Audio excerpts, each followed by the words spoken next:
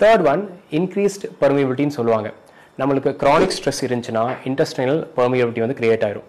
இந்த கண்டிஷன் என்னன்னு சொல்லுவாங்கன்னா லீக்கி கட்னு சொல்லுவாங்க. யூஸ்வலி நம்மளோட சப்ஸ்டன்சஸ் வந்து எங்க இருக்குன்னா டைஜஸ்டிவ் ட்ராக்ல இருக்கணும். அது என்ன ஆகும்னா இந்த leaky கட்னால blood ஸ்ட்ரீம்ல கலந்துரும்.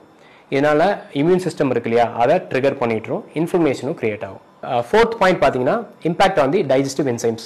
Stress hormone cortisol இந்த மாதிரி ஸ்ட்ரெஸ் ஹார்மோன் என்ன பண்ணும் அப்படின்னா டைஜஸ்டிவ் என்சைம்ஸை வந்து அஃபெக்ட் பண்ணும். டைஜஸ்டிவ் என்சைம்ஸ் தான் என்ன பண்ணுன்னா ஃபுட்டை வந்து பிரேக் பண்ணி நியூட்ரியன்ஸ் வந்து அதில் வந்து பாடியில் அப்சர்வ் பண்ண ஹெல்ப் பண்ணும். இதில் வந்து ஒரு இம்பேலன்ஸ் கிரியேட் ஆகும்போது என்ன ஆகுனா டைஜஷன் இம்பேர்மெண்ட் நடக்கும். சரிங்களா? அது போக மால் அப்சார்ப்ஷன் நடக்கும். Now the fifth point, altered gut and brain axis. யூஸ்வலாகவே நம்ம கட்டுக்கும் பிரெயினுக்கும் ஒரு பைடைரக்ஷன் கம்யூனிகேஷன் நடந்துட்டு இருக்கும். நம்ம ஸ்ட்ரெஸ்ல இருக்கோம் அப்படின்னா இந்த கம்யூனிகேஷன் வந்து அஃபெக்ட் ஆகும்.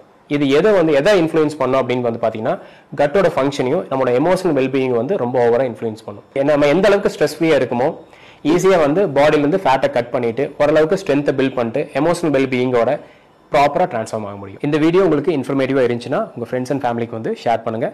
கமெண்ட் பாக்ஸில் ஒரு தம்ஸ் அப் கொடுங்க. ஓகேங்களா? அது போக இந்த பேஜை ஃபாலோ பண்ணி வச்சுக்கோங்க. இது போன்ற அப்கமிங் வீடியோஸ் வந்து நீங்கள் பார்க்க முடியும்.